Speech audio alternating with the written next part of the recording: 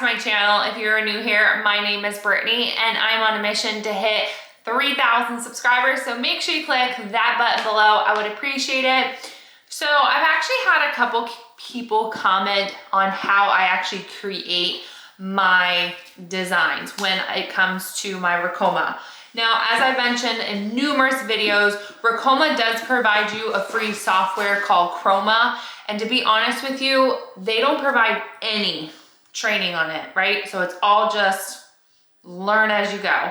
I do find a lot of helpful videos on YouTube. So I figured I'm gonna put one out there for you guys as well. We actually have an 11-year-old t-shirt that we do have to make. Originally it is an applique, however, the design that she chose is kind of more heavy on the thread with a little bit of applique. I did purchase all my designs through Etsy, so I can go ahead and list them below for you guys if you want to check them out. Purchase them, they become very helpful, especially when it comes to like numbers, especially because we're going to be doing a number, we're going to be doing a design, and we are also going to be adding a name as well. Now my names, like fonts per se, I do get that through defont.com. I have a full video on it, so you can check that out here. Maybe I'll update it, but right now that's kind of what I have. So what I'm going to do is I'm going to bring you over to the laptop and we are going to show you how I create a design using Chroma. So if you're interested, then keep on watching. Okay, so as you guys will see right here, I do have Chroma Inspire. Hopefully you guys can see that up at the left-hand side. Now, what I'm going to do first is I can actually easily take an image from my desktop, which you can't really see it. It's right here, which is the dragon we will be using. And I can actually just drag and drop it directly onto the screen, which is typically, honestly, what I will do 90% of the time. And as we can see here, of course, this dragon does have a lot of different colors going on. It also kind of gives you an idea of the size because, again, up here will give you the size and down here gives you the size is what I'm trying to say. Now, I have complained about this before, but if you guys notice, like, it does not give it any rhyme or reason where it sticks it on the screen. So I do typically like to kind of drag it into the 0.0, so I at least have a better reference point on the size that we are working with. So now you will see that the dragon is probably just at 4 inches long, and look at that, I already missed the tail. So if you go to up here to edit, you can actually hit undo, which I don't even know if you can see that. There we go, undo. So if we hit undo, it's just gonna go ahead and put it right back to that same spot. If I hit control, it looks like it's missing this color right here. I can actually just click on it and then we can just do it again. And now we have the full image. All right, so in reality, what we need to do is we actually need to pull over the number 11. Now, technically, you only need to pull over a 1, and then you're just gonna double it. So from here, you're actually gonna go to merge. You're gonna go to file, hit merge. Merge, you're actually going to find said file. I do keep it as organized as my mental brain can do. And I'm trying to figure out, it's downloads, it's under downloads. This is like my brain. Actually, where the heck is it? Let's find it first. So I do have it organized under what is called Designpress and then downloads. And from here, we actually are looking for this right here where it's 0 through 9 numbers. I did purchase this on Etsy. So if you guys want to pick it up, I'll go ahead and link it below for you guys as well. And then from here, obviously I need to select DST because that's what my RICOMA uses. And then as you guys will see here, it's literally numbers over and over again. So they actually show like 1, 1, 1. 1 is 4x4, 5x7, and a 6x10. For toddler t-shirts, I typically always select 5x7. So I'm going to take that image, I'm going to actually drag it onto my desktop, and then we're going to merge it over. So give me a second.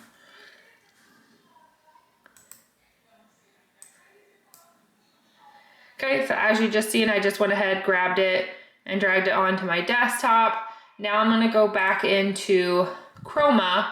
I'm gonna go over to merge, and then from here, we're just gonna go to desktop, and as you can see, it is right here. Now it does show you the image, just so you guys have an idea, and I'm going to hit open.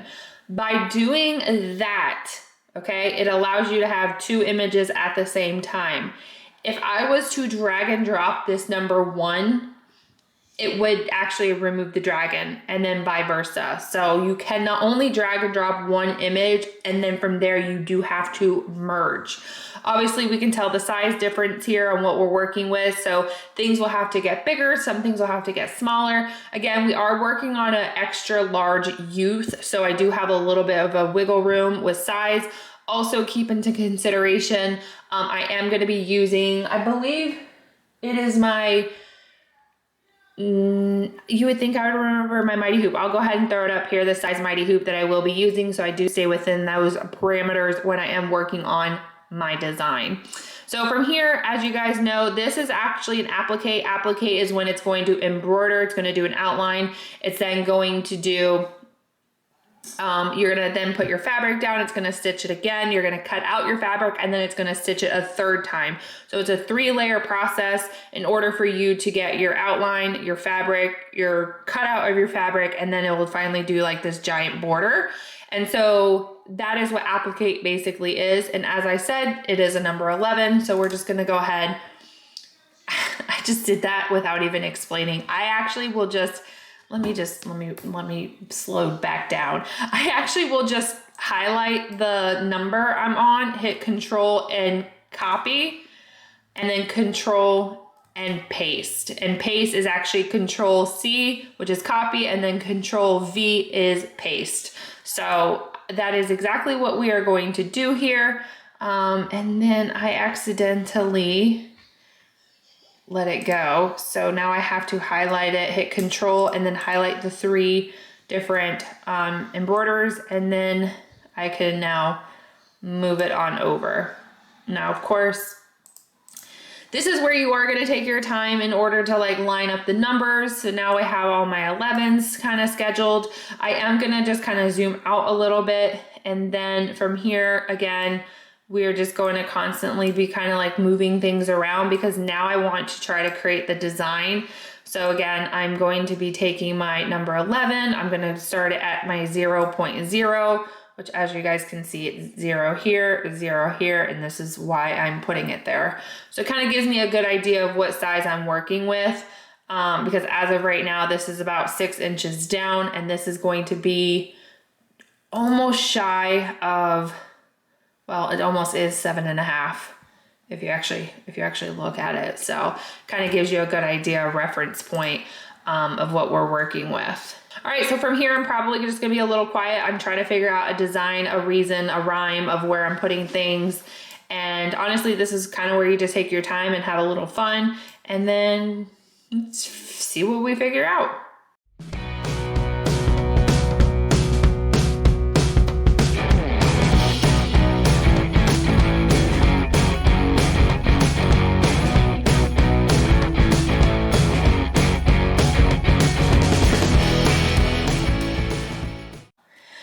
Okay, so I did take a little bit of a pause because I had to find my phone, and we need to figure out a name. So what we're gonna do is, as you guys just seen, I selected the T. The T will actually bring up my font options, and you need to actually do your lettering in this little box. So let's grab the name again. It's Emily. I just want to make sure we spell it correctly. Now, just an FYI, if you just click the drop down here, this is every single font that's actually going to come with the Chroma software. I rarely use these, I will be honest. They're all right. They're not like the best, but again, it gives you options.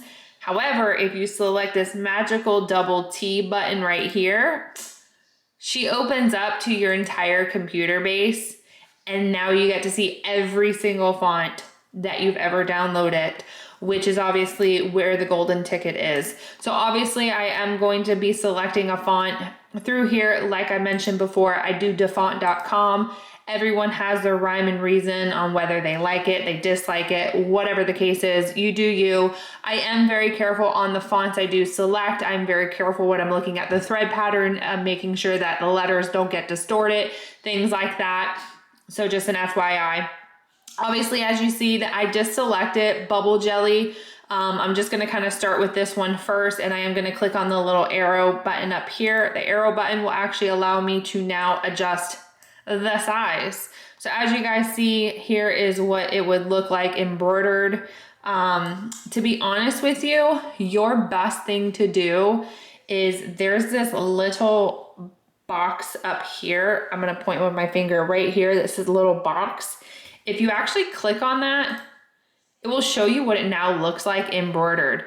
But when I did that, did you notice how my M now became a little distorted? So if I was to like shrink it down, I'd be curious if it goes away, because that's the thing with like certain fonts is this is why I say you have to be careful, because it's not going away. And honestly, this would look horrible embroidered, horrible. So obviously we know we have to stay away from this font name with this particular name. That kind of sounded like I doubled myself. But that is why I'm saying you kind of just have to kind of play with it a little bit, go back and forth. This is the next one we can look into, which is again, everything looks really good. No issues with this one in particular. And then again, we can kind of just modify the size. I do typically leave the name at the bottom. I've done it where I've arched it. So I've done that before, but I'm just trying to change things up. Again, so I'm just gonna make this a little bit bigger, trying to maybe match it with the 11 above, things like that, because this is pure thread. This whole design right here is going to be pure thread, and only these two letters right here will actually be applique, which is with fabric. So that is why I'm kind of just messing with everything a little bit, coming up with my own design, just trying to figure out what I personally like to see. And I kind of like the fact that the dragon was sitting on the 11. So I would definitely show her this as an option. And then basically I'll send it over to the client and say, hey, do not pay attention to any of the colors. The colors are just kind of a default template for me, but it will be corrected and accurate on the physical machine.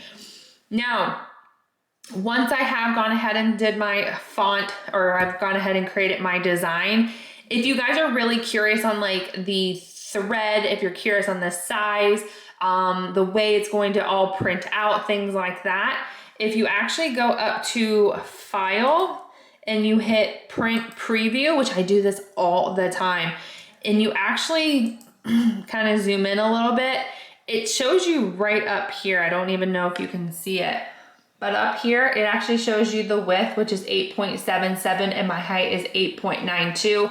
Just make sure you are within the hoop that you are using. Right here is actually going to be saying your stitch, 37,565 threads, and we have 20 colors to select because this dragon is no joke. She's going to be a lot. So that kind of gives you an idea. If you click on the arrow, which is your next button, now you are going to get a default of exactly everything you're setting up. So like I said, your ones are going to be multiple times.